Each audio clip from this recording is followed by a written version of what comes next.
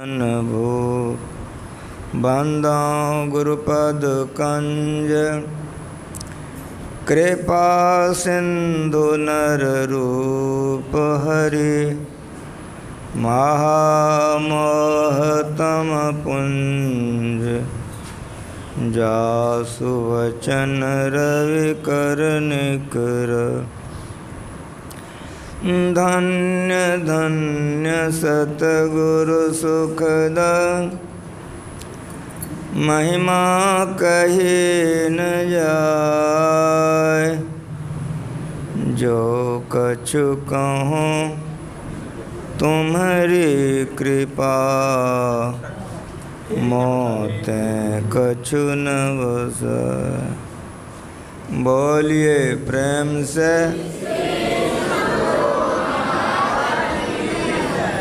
हमारे मन के लायक नहीं हुआ, एक बार हमरे मन के लायक कहिए श्री।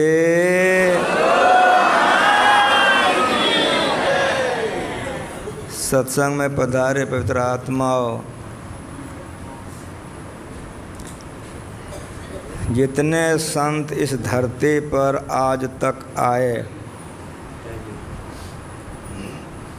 सभी संतों ने ईश्वर भक्ति का प्रचार किया है। सभी संतों ने ईश्वर भक्ति का प्रचार क्यों किया है? तो जब से यह सृष्टि बनी है, कब से बनी पता नहीं, सतयुग, त्रेता, द्वापर, कलयुग, ये चारों युग घूमते रहता है। 12 महीना है वो घूमते रहता है, 7 गो दिन है घूमते रहता है। कब सृष्टि हुई पता नहीं, लेकिन जब से सृष्टि हुई है तब से हम लोग आवागमन के चक्र में पड़ गए हैं, और तब से हम लोगों का मरना और जन्मना हो रहा है। ये मरना और जन्मना छूट जाए, क्या उपाय? इसके लिए संतों ने कहा, जो ईश्वर का भक्ति करके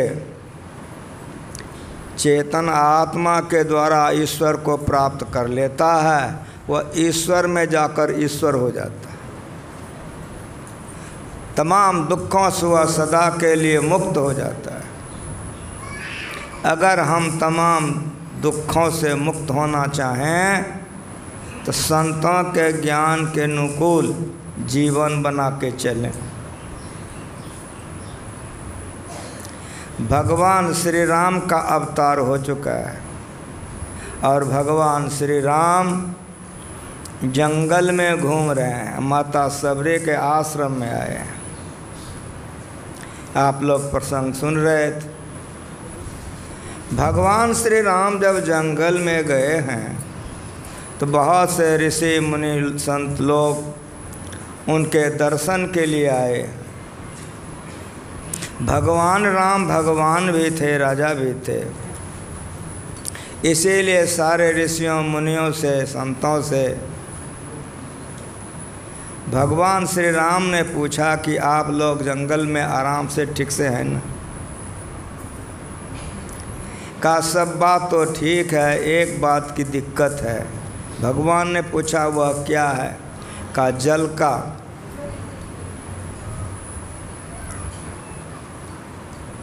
ये ऋषि मुनि लोग जहाँ रहते थे, सबरी वहीं रहते थे। एक तालाब था, जिस तालाब से सारे ऋषि मुनि लोग जल लेते थे।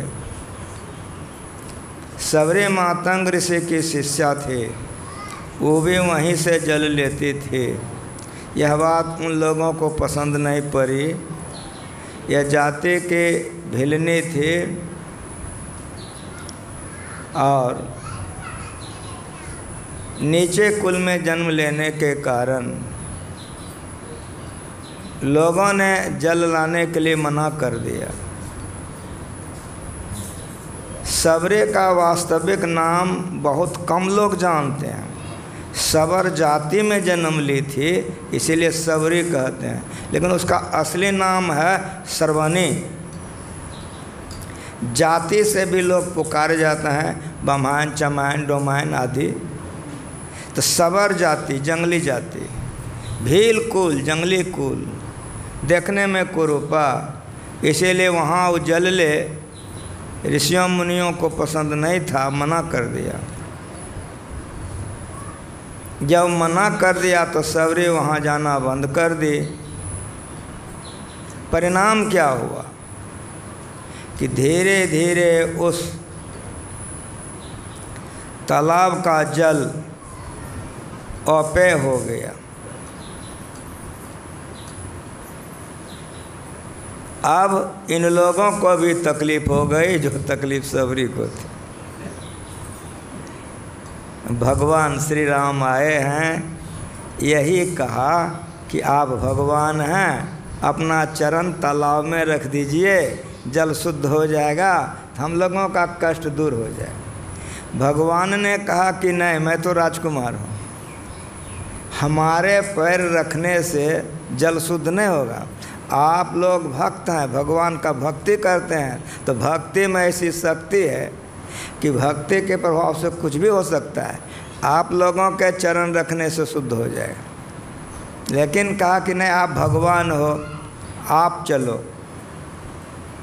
ले गए भगवान राम, उसमें प्रवेश किए, जल की शुद्धि नहीं हुई। तब एक एक करके जितने भी साधु महात्मा ऋषि मुनिगण थे सब प्रवेश किए, जल की शुद्धि नहीं हुई। सबसे अंत में भगवान ने पूछा और कोई बच गया है? कहा हाँ, एक तो मुसरनी भिलनी बच गई है। कहा उसको भी बुलवा लीजिए। बुलाई गई, बड़ी दुलकती हुई प्रसन्नता से आके प्रभु के चरणों में प्रणाम के पूछी क्या आज्ञा है, बता दिया। शबरी ने भगवान को प्रणाम करके चल दी। जैसे शबरी का चरण उस जल में पड़ा, जल स्वच्छ हो गया। जितने दाढ़ी वाले थे, मोछ वाले, गिरवा वाले, भभूत वाले, माला वाले, बड़का बड़का साइन बोर्ड वाले, सबका दिमाग हल्का हो गया कि भक्ति किसको कहते हैं। पाखंड और अहंकार तजी, निष्कपट और दीन हो, सब कुछ समर्पण कर गुरु के, तब भक्ति होती है। पाखंड और अहंकार में रहकर भक्ति नहीं होती है। सबों का होश उड़ गया।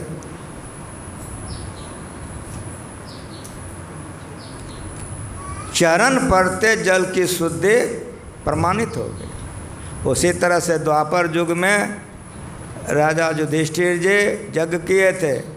भगवान एक घंटा टंगवा दिए थे कि यज्ञ सब पूर्ण होने पर 3 बार घंटी बजेगी।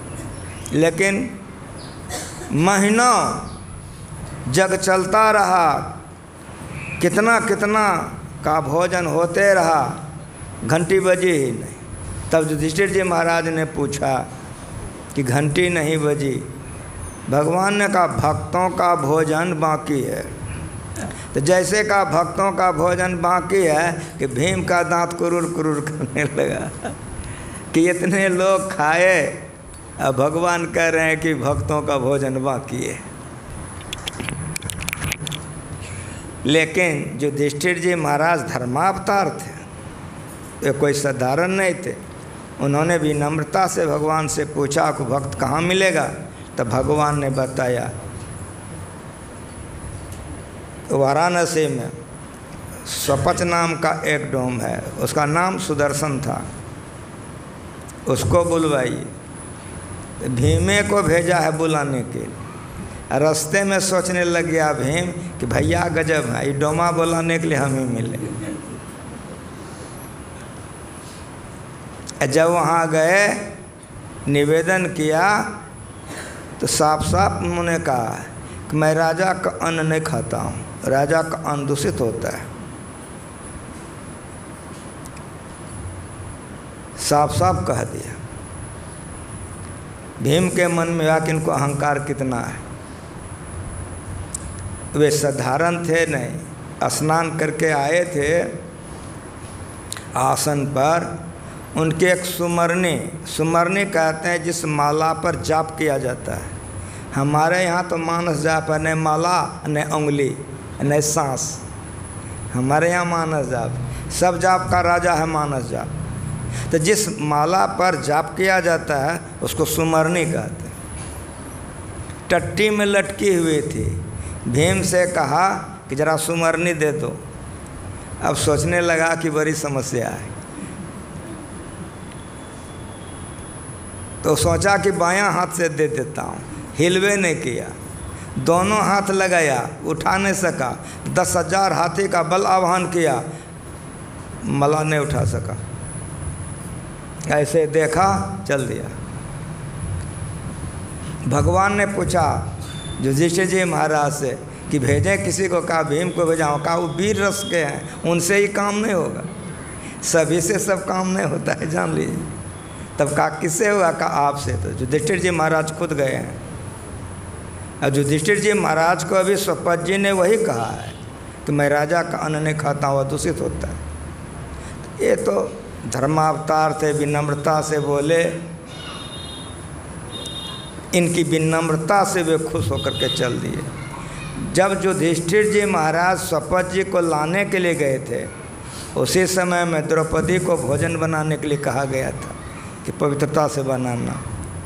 जब वे आए हैं, थाली दी गई है, भोजन करने लगे हैं, एक ही ग्रास वे खाए हैं, 1 घंटी बज गई। दूसरी घंटी नहीं बजी। युधिष्ठिर जी महाराज ने हाथ जोड़ के कहा कि भोजन किया जाए। कहा अब जो भोजन होगा वो भक्तों का भोजन नहीं, डोम का होगा, और तुम्हारा घंटी नहीं बजेगी। कहा कोई अपराध हो गए, क्षमा कर दीजिए। कहा नहीं, तुमसे नहीं। द्रौपदी बुलाई गई, पूछा गया, द्रौपदी बतलाती कि मैं 56 प्रकार का भोजन इनके लिए बनाई। ये अलग अलग खाते तो मीठा, खट्टा, चरपरा, तीता, झालदार, मसालादार, सबका आनंद लेते। इस सब को मिलाकर के जो सत्तू की तरह खाने लगे, तो मेरे मन में आ गया कि डोम ऐसी। इस संतों की आँख होती है, मन में सोचे तुरंत जान गए, हाथ रुक गया, भोजन नहीं किए, 1 ग्रास भोजन किए, 1 घंटी बज गई। वहाँ भी भगवान ने भक्तों को आगे किया कि कितने 3 महीने तक कितने महात्मा जटा वाला, मोछ वाला, गिरवा वाला कितना खाया होगा, ठिकाना है नहीं ना। लेकिन घंटी नहीं बजी, स्वपच ने 1 ग्रास खाया, घंटी बज गई। भक्त धरती पर बड़े छिपे हुए होते हैं, जो पूर्ण होते हैं दिखावा नहीं करते, वे बड़े छिप करके रहते हैं। द्वापर में स्वपत जी को आगे किया, त्रेता में सबरी को दिखाया भगवान की। देखो ये भगवान श्री राम माता सबरी के यहाँ पधारे हुए हैं, और आप लोगों ने सुना कि सबरी बोल रही है कि अधमते अधम अधमति नारी, तीनमा मैं मति मंदगारी। मनिहारी में ध्यानाभ्यास था, यही पाठ संशय किए थे। हमारे गुरुजन लोग बोल रहे थे कि अधमते अधम पर जब बोलने लग गए, तो गुरु महाराज ने कहा को ले चलो हमको मंच पर। जब मंच पर गुरु महाराज आए तो कहा कि सुनिए, भगवान कह रहे हैं कि नवमः एकौ जिनके होई। नव भक्ति का वर्णन भगवान करते हैं, और भगवान कहते हैं कि नवमः एकौ जिनके होई, नारी पुरुष स्व चराचर कोई, सो अतिशय प्रिय भामिनी मोरे, सकल प्रकार भगत दृढ़ तोरे। तो आप लोग सुनिए मेरी बात। गुरु महाराज ने कहा कि भगवान कह रहे कि नवमः एकौ जिनके होई, 9 भक्ति में 1 भक्ति जिनको होगा, नारी पुरुष चराचर कोई, सो अतिशय प्रिय भामिनी मोरे। 1 भक्ति होने से अतिशय प्रिय, तो भगवान कह रहे कि नवो तुमको है, तो 9 बार अतिशय अतिशय कहिए, इतना प्यारी भगवान को सबरी थी। 9 बार कहिए। फिर गुरु महाराज ने कहा कि ईश्वर से प्रार्थना कीजिए कि जैसे संतों की बुद्धि है, हम लोगों की बुद्धि वैसी हो जाए तो भक्ति हो जाएगी। यह क्या है? क्या हो गया?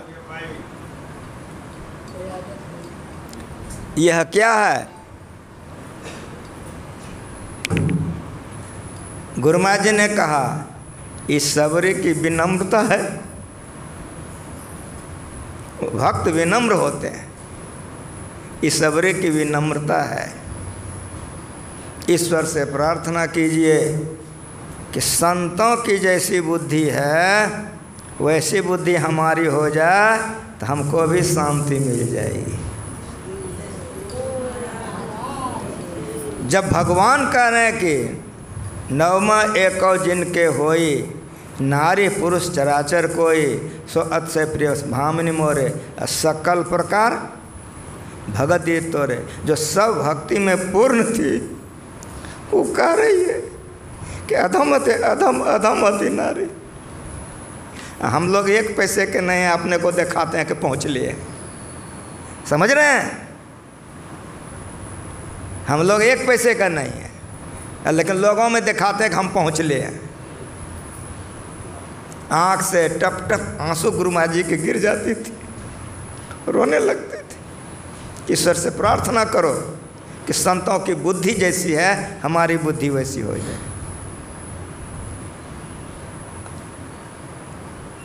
अधम अति अधम अधम अति नारी ऐसी नहीं थी वह, लेकिन उसकी विनम्रता है, ये भक्तों की विनम्रता है। अहंकार में भक्ति नहीं टिकती है और अहंकारी से भक्ति नहीं होता है। मन महीन कर लीजिए तब प्यू लागे हाथ, तब प्यू लागे हाथ, नीच हो सबसे रहना, ये भक्तों का लक्षण होता। पच्चा पच्चे त्याग, ऊंच बानी नहीं कहना, सबका करे तारीफ आपको छोटा जाने। पहले हाथ उठाए शीश पर सबको आने, पलटू सोई सुहागनी, हेरा झलके माथ, मन महीन कर लीजिए तब प्यू लागे हाथ। साधारण नहीं है भक्त बनना, स्वामी बनना सहज है, लेकिन दास बनना बड़ा कठिन है। ये भक्तों की विनम्रता है। भगवान ने कहा संतों का संग अगर मिल जाए तो यहाँ से भक्ति प्रारंभ होती है। ये प्रथम भक्ति है। क्यों? संत रास्ते को जानते हैं। साहब से सतगुरु भय, सतगुरु से भय संत, धैर्य धैर्य भेष विलासन, खेलें आदि और अंत।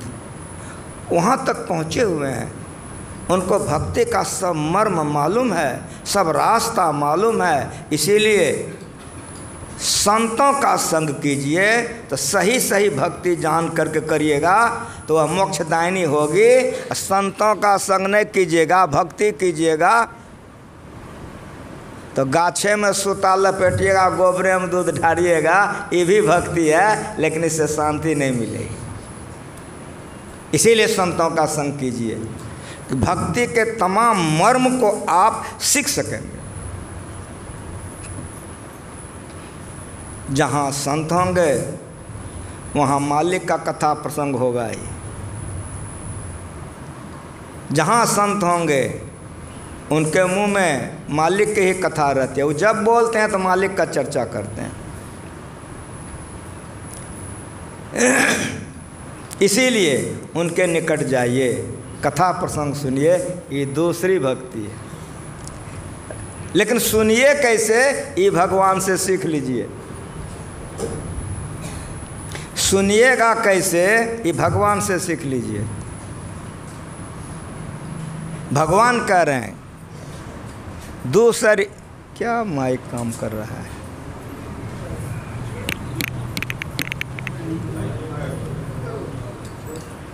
तुरंत तुरंत गड़बड़ हो रहा है। वहाँ पर देखिए ना, एक आदमी किसी को रखिए, ये इस तरह से होगा तो होगा।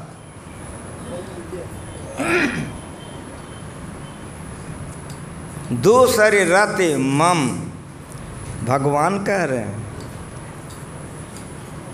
क्या कह रहे हैं? रति मम कथा प्रसंगा, हमारे कथाओं को सुनिए। मम शब्द लगा हुआ है। दूसरी भक्ति क्या है? यही जहाँ आप लोग बैठे हैं, ये जो कर रहे हैं, ये दूसरी भक्ति में सब के सब हम लोग उपस्थित हैं। भगवान कह रहे हैं दूसरी रति मम कथा प्रसंगा, हमारे कथाओं को आप लोग सुनिए, रत होकर के सुनिए। हम लोग कभी बच्चा खिलाते हैं, कभी मोबाइल चलाते हैं, कभी गप्पो करते हैं, कभी इधर देखते हैं और कभी उधर देखते हैं। जब हम मंच पर में थे तो हलाव हलाव चल रहा था। अब की हो गया जो माइक कैसे कर रहे हो? माइक को संभालिए जरा।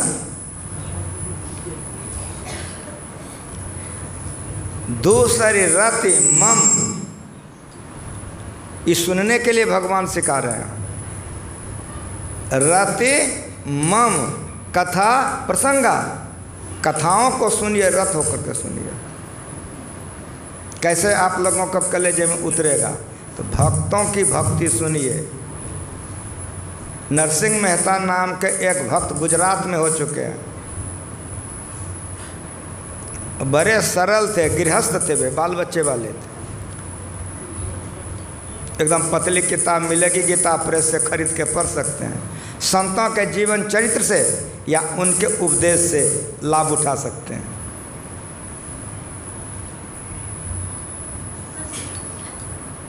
उनके दरवाजे पर जग चल रहा था, भंडारा चल रहा था, घी घट गई। नरसिंह मेहता की धर्मपत्नी ने कहा कि क्या देख रहे हैं? कहा क्या हुआ? कहा घी खत्म हो चुकी है। कहा ले आता हूं। घी लाने के लिए मेहता जी चल दिए। जो जा रहे थे तो जो पोजीशन आपके मंदिर का है वही देखते हैं, आगे में सड़क है, वे सड़क जा रहे थे। ऐसे मालिक का दरबार लगा था। तो जो जिस संस्कार के लोग होते हैं, संस्कार खींच लेता है। अगर आपका बुरा संस्कार है तो बुराई में चले जाइएगा। कैसे समझिएगा? हरट्ठा में कोई 5 गो हलवाहा हल छोड़ दिया है, सब जमा होकर खैनी लेटा रहा है।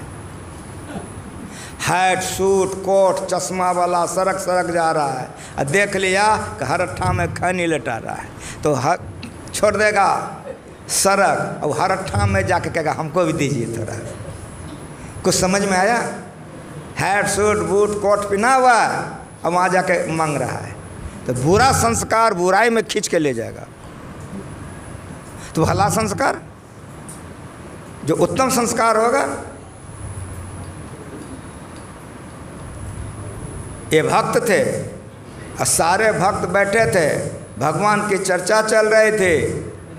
मेहता जी के मन में आया कि आज तो हम सुन नहीं सकते हैं, मेरे दरवाजे पर वो चल रहा है, लेकिन मालिक का दरबार में हाजिरी तो दे दें। वो आंख बंद करके प्रणाम किए। आंख बंद करके आंख बंद करके प्रणाम करके जो बैठे तो बैठ गए। पढ़ के देखिए उनके जीवन चरित्र को मंगा के। भगवान का आसन हिल गया। भगवान ने अक्रूर जी से कहा क्या देखते हैं? कहा क्या हुआ? कहा सब प्रतिष्ठा चली जाएगी, जल्दी जल्दी चलिए। बहुत सामानों को लेकर अक्रूर जी आए। अब भगवान भक्तों के लिए क्या तुरंत बन जाते हैं। तुरंत वे नरसिंह मेहता बन गए, घी खरीद लिए। अष्ट सिद्धियाँ भगवान में भी है और जो भगवान के भक्त होते हैं उसको भी होती है।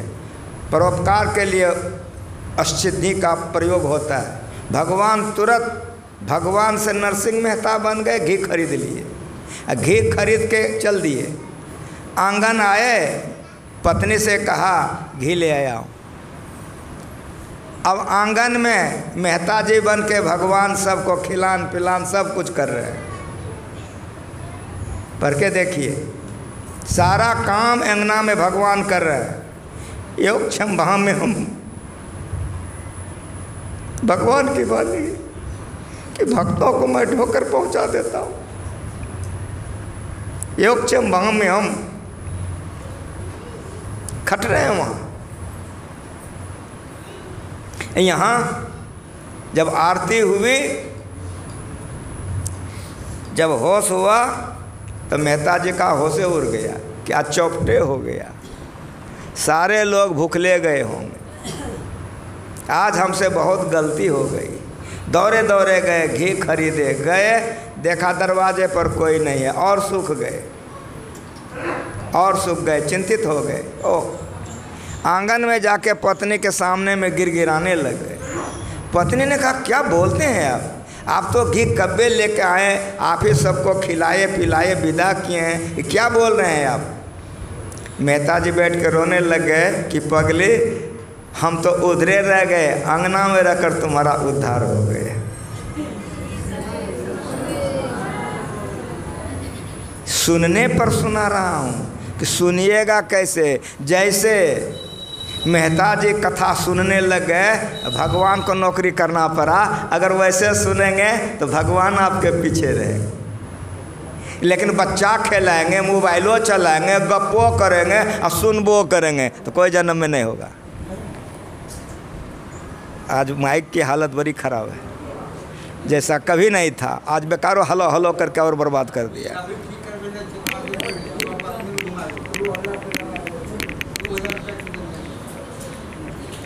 सबसे खराब आज पोजीशन हो गया, जबकि सबसे बढ़िया आज होना चाहिए था।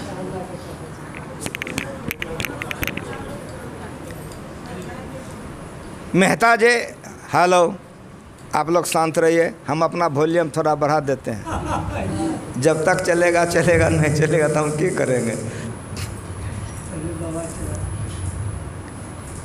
मेहता जी ने कहा पत्नी से, अरे पगली, मैं तो घी खरीद कर अभी आ ही रहा हूँ, लेकिन मेरी बात तो सुन।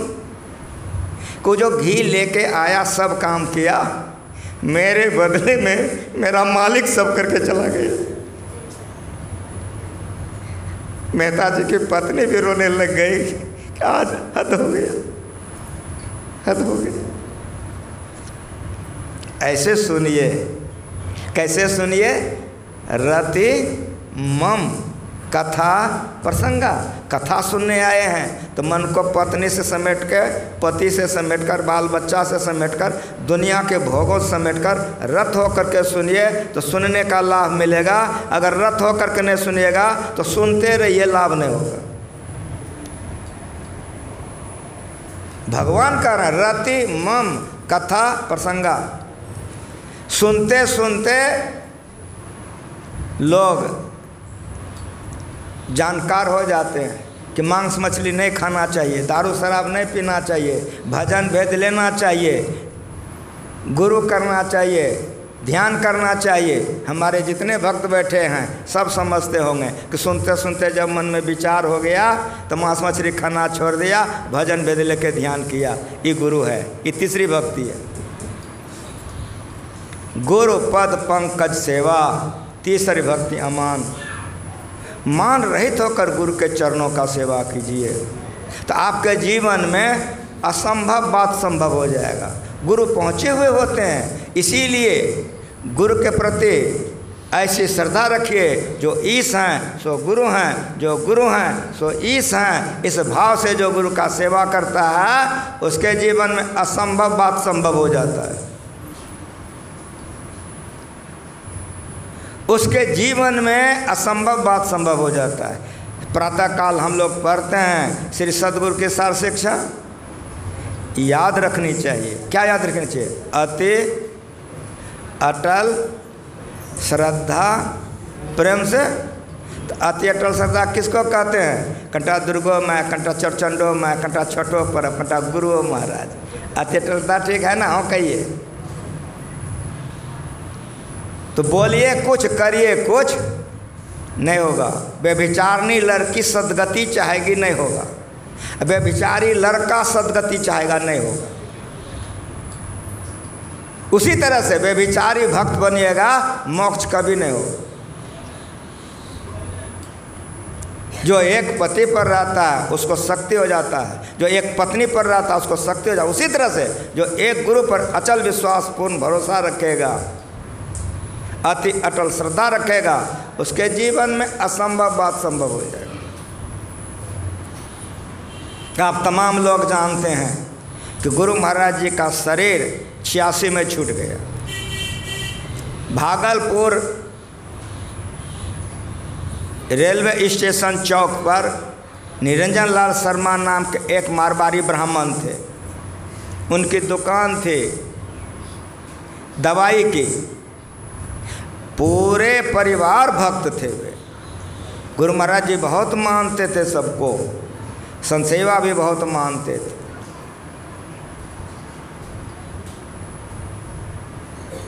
उनकी लड़की की शादी थी।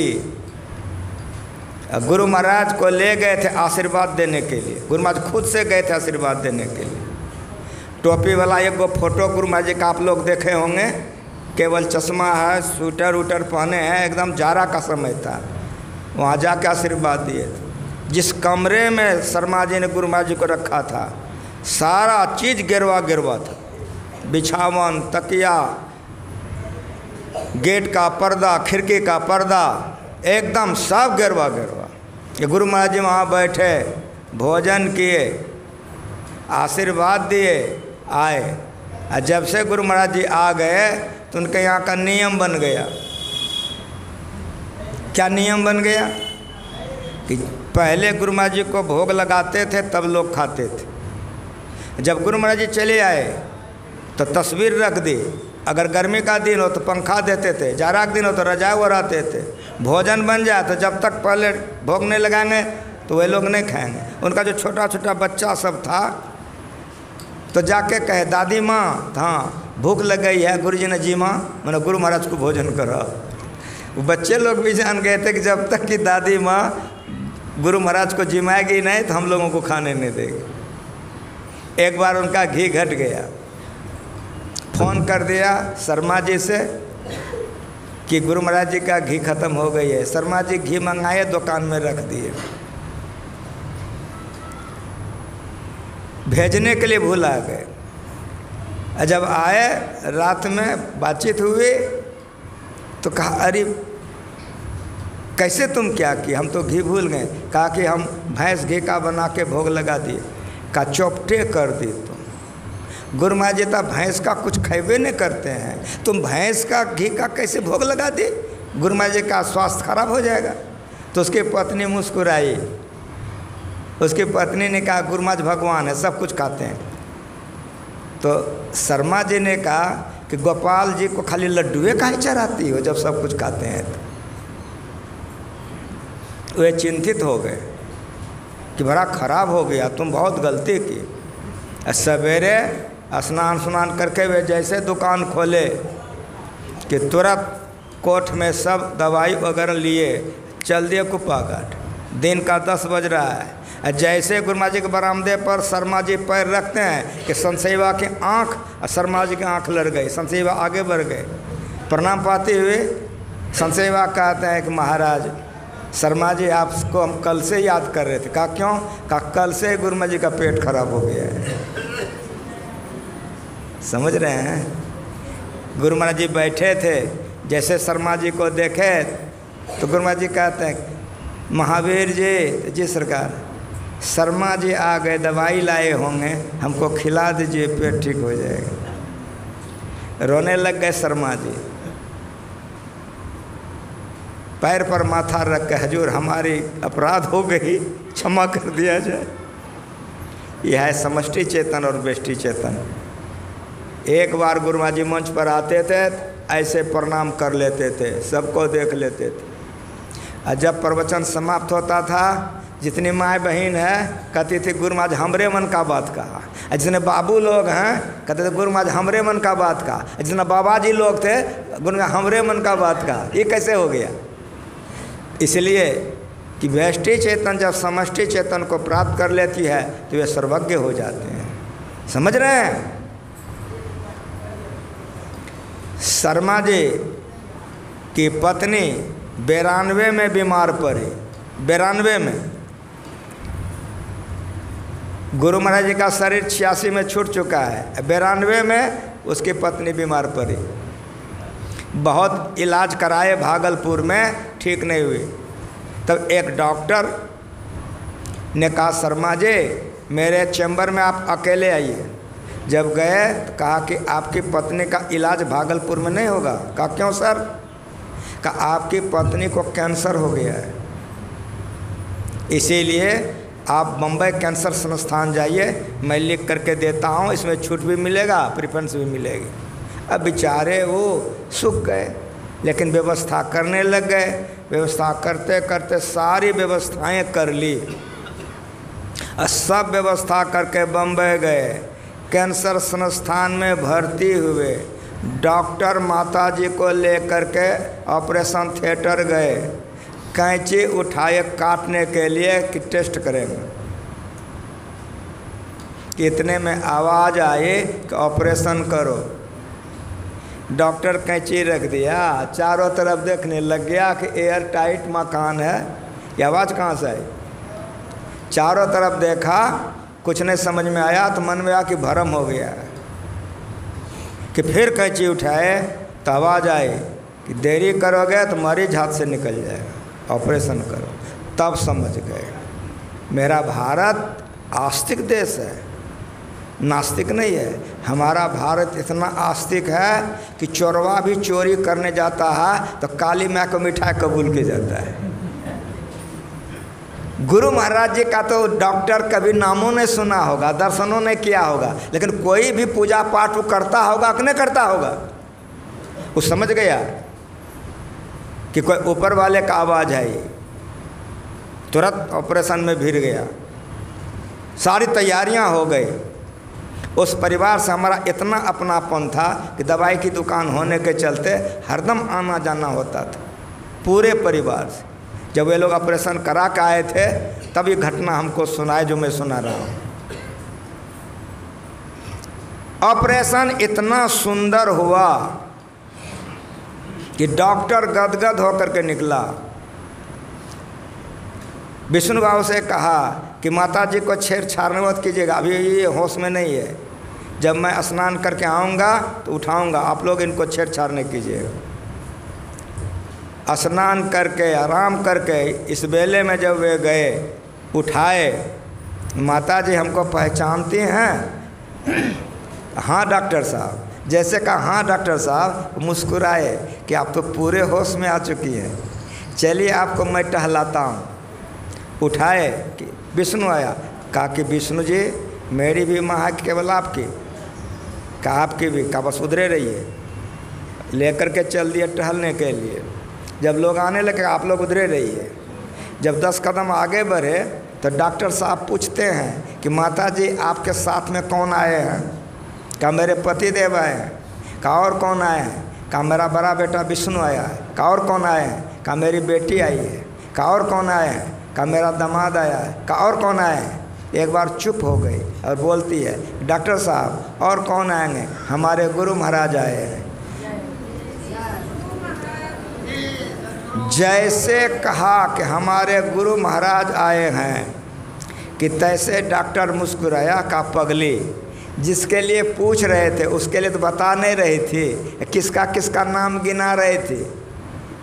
माता जी तुम्हारे गुरु महाराज जी को लंबी लंबी दाढ़ी है, वो मोछ रखते हैं? तो हाँ डॉक्टर साहब। तो वे गेरुआ धोती पहनते हैं, कुर्ता पहनते हैं? तो हाँ डॉक्टर साहब। वे बाल ब्रह्मचारी थे, सन्यासी थे वे। तो हाथ में एक डंडा रखते थे? कहा हाँ डॉक्टर साहब। 100 बरस से अधिक उम्र गुरु महाराज जी की थी, इसीलिए गुरु महाराज जी हाथ में एक डंडा रखते थे। जैसे कहा कि तैसे ही बोलती है कि डॉक्टर साहब क्या बोल रहे हैं? गुरु महाराज जी तो 86 में ही शरीर छोड़ चुके हैं।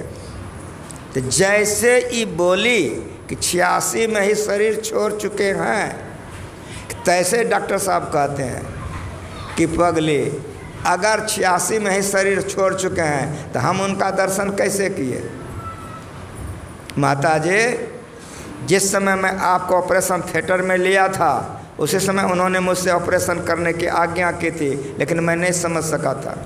अब मेरी बात सुनिए, जब मैं आपका ऑपरेशन कर रहा था तो आपके गुरु महाराज जी लाठी लिए आपके सिराने में ठहरे होकर ऑपरेशन करवा रहे थे। हम समझ गए कि आज हम किसी भक्त का सेवा कर रहे हैं। एयर टाइट मकान है, कोई आ नहीं सकता है, अवश्य कोई महापुरुष है। आज मेरी डॉक्टरी सफल हो गई, मेरा जीवन सफल हो गया, मेरा क्लिनिक धन्य धन्य हो गया। मैं बहुत प्रेम से आपका ऑपरेशन कर रहा हूँ, उन्हीं के कृपा से इतना सुंदर ऑपरेशन आपका हुआ है। और माता जी सुनिए, मेरा मन बार बार मचलता था कि उनका चरण छू करके आशीर्वाद ले लें, लेकिन हमारी पढ़ाई बड़ी कठोर पढ़ाई है, हम हिल नहीं सकते, हिल नहीं सकते। तो आपका ऑपरेशन भी मैं करता था और नज़र उठा के उनका दर्शन भी करता था। जब आपका ऑपरेशन खूब बढ़िया हो गया तब मेरे मन में आया अब साबुन से हाथ साफ कर लेता हूँ, चरण छूकर आशीर्वाद ले लूँगा। लेकिन माताजी साबुन लेकर जो हाथ धोने गए, लौट के आए, वे अंतर्ध्यान हो गए, चरण छू के आशीर्वाद नहीं ले सके। श्री सद्गुरु की सार शिक्षा याद रखनी चाहिए। क्या याद रखनी चाहिए? कंटा इधरो कंटा उधरो करनी चाहिए। अति अटल श्रद्धा प्रेम से गुरु भक्ति करनी चाहिए। ये तीसरी भक्ति है, गुरुपद पंकज सेवा। तीसरी भक्ति अमान, मान रहित होकर के जो गुरु का सेवा करता है वो गुरु संगत गुरु हो जाता है। अब गुरु से चाहे मान तो तिनको जम नौता दिया हो हमरे में हमारे। मंत्र जाप मम दृढ़ विश्वासा नहीं, गुरुपद पंकज सेवा। तीसरी भक्ति मान। चौथी भक्ति मम गुणय गना करे कपट तजीगान। गुणगान करना चौथी भक्ति है। कपट छोड़ करके गुणगान कीजिए, स्तुति कीजिए, ये चौथी भक्ति है। गुणगान स्तुति, स्तुति माय होकर स्तुति कीजिए। तो जिसका स्तुति कर रहे हैं वो प्रकट होकर दर्शन दे देगा। स्तुति इसीलिए किया जाता है। जनक जी ने धनुष रख दिया था, सब राजा महाराजा आकर के लौट गए, कोई धनुष नहीं तोड़ सका। अब एक के दिन कल भर बचा है, तो जनक जी बहुत दुखी हो गए थे। एक ही दिन अब बच गया अवधि। जनक जी बड़े उदास हो गए कि अब जानकी कुमारी रह जाएगी। माता पिता का चेहरा देखकर पढ़ के देखिए, जानकी महल से निकल गई है। जनक जी राजा थे, फुलवारी थी, फुलवारी में गौरी जी का मंदिर था। उसी मंदिर में जाकर के जानकी स्तुति कर रही है, जय जय गिरिवर राज किशोरी, जय महेश मुख चंद चकोरी, जय गज बदन सदानन माता, जगत जननी दामिनी दुत गाता, नहीं तब आदि मध्य अवसाना, अमित प्रभाव वेद नहीं जाना, भव विभव पराभव कारणे। लंबा स्तुति है। खसी माल मूर्ति मुस्काने, वो जो पत्थर की मूर्ति थी साक्षात गौरी जी हो गई और तुरंत बोलने लग गई कि पूजो मनोकामना तुम्हारी, कि आज ही तुम्हारी मनोकामना पूरी होगी। जैसे जानकी जी बाहर निकलती हैं, राम भगवान पर नज़र पड़ता है, उसी दिन भगवान राम धनुष तोड़ देते हैं, जानकी जी की शादी हो जाती है। स्तुति कीजिए, लेकिन स्तुति कैसे कीजिए? कंटा बच्चों खिलाइए, कंटा गप्पो कीजिए, ठीक है ना? हो कहिए जरा, खूब बढ़िया सुनिए।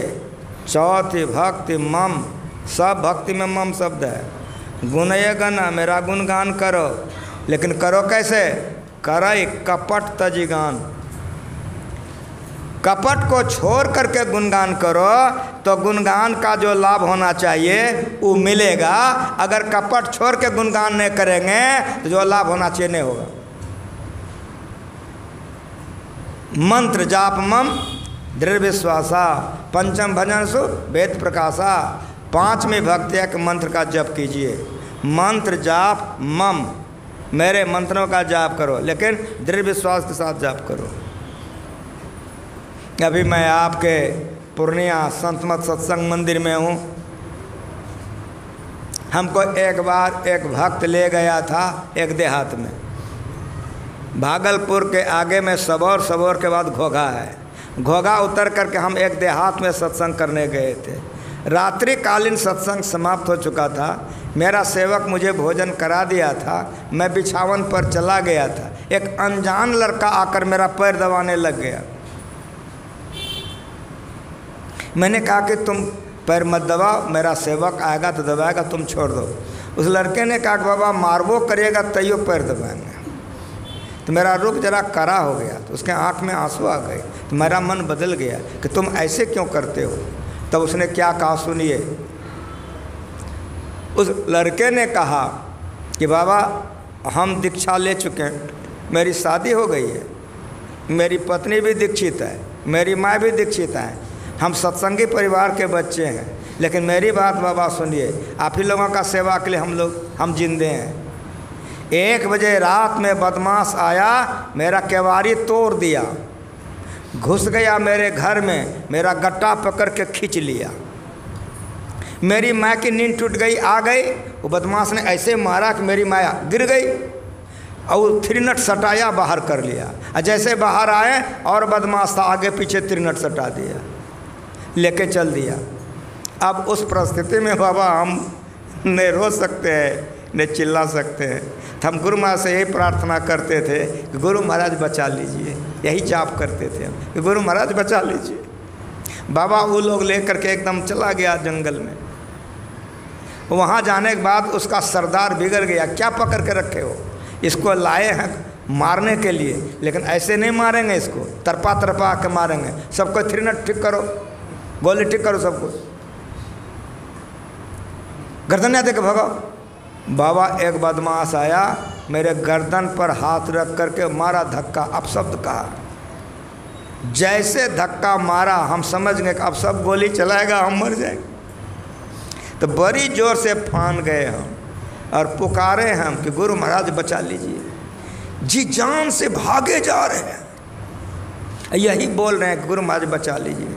बाबा किसी का गोली दाएं से, किसी का गोली बाएं से, किसी का ऊपर से छूट रहा है, हम भागे जा रहे हैं।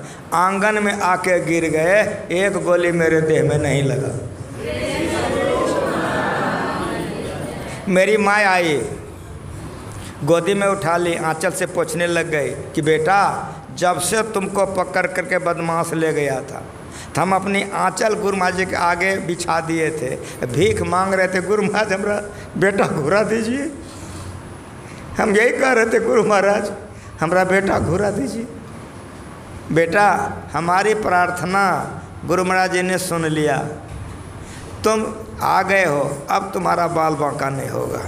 बाबा हमको मारने वाला 14 व्यक्ति था, आपको विश्वास होगा 12 व्यक्ति लापता हो गया, कोई पकड़े गए, कोई मारे गए, कोई कुछ हो गया, 2 को बचा है। जब हमको देखता है वो लोग, कहता कि जब से तुम्हारे ऊपर हाथ उठाए हमारा गोले खत्म हो गए।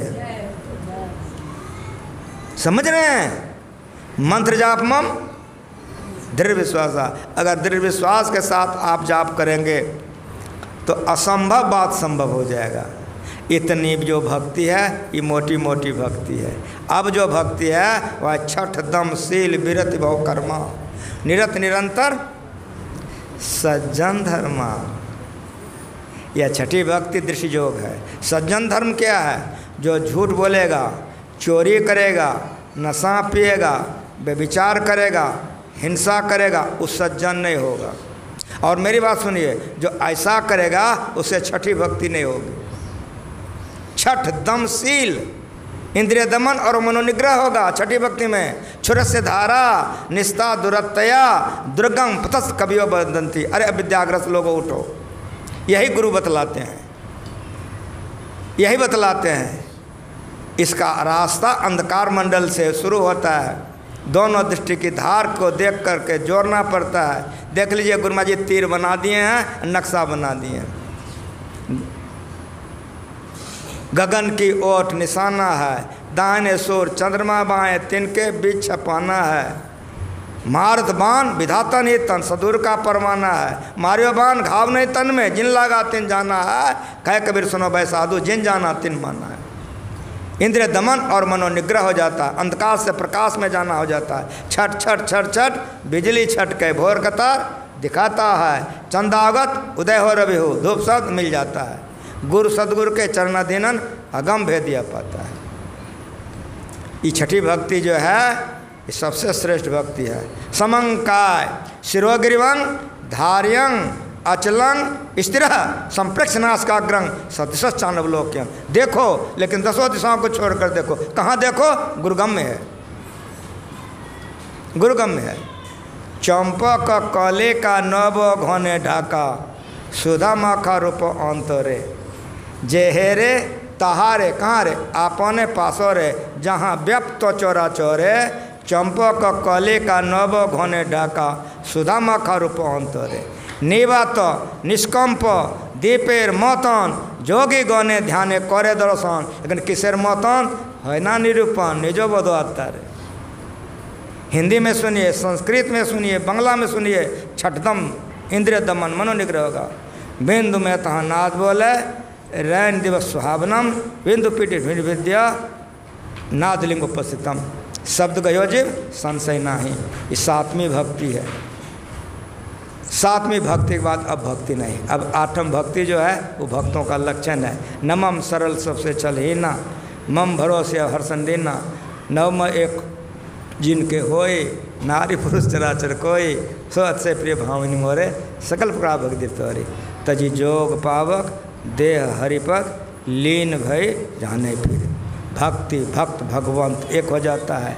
ज्ञाता ज्ञ ज्ञान एक हो जाता है। ध्याता ध्येय ध्यान एक हो जाता है।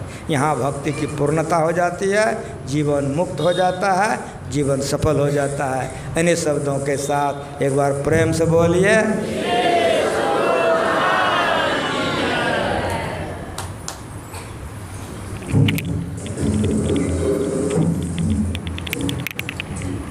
श्री सद्गुरु महाराज की जय। आज रविवार है, हम लोग एक साथ मिलकर गुरु कीर्तन का पाठ करें।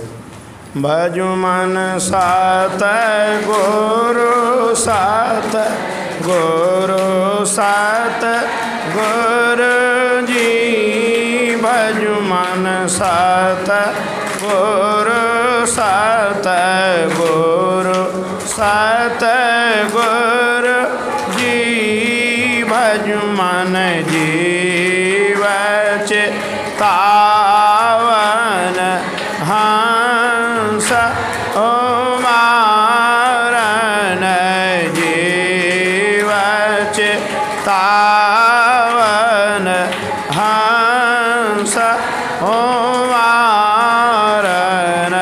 भाव भटारन सत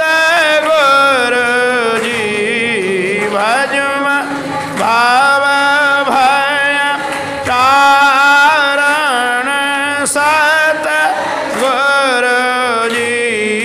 भज मन सत गुरु सत गुरु सत गुरु जी। भज मन भ्रम तम नाशन ज्ञान प्रकाशन भ्रम तम नाशन ज्ञान प्रकाशन हृदय बेगासन सत गुरु जी। भज हृदय बेगासन सत गुरु जी।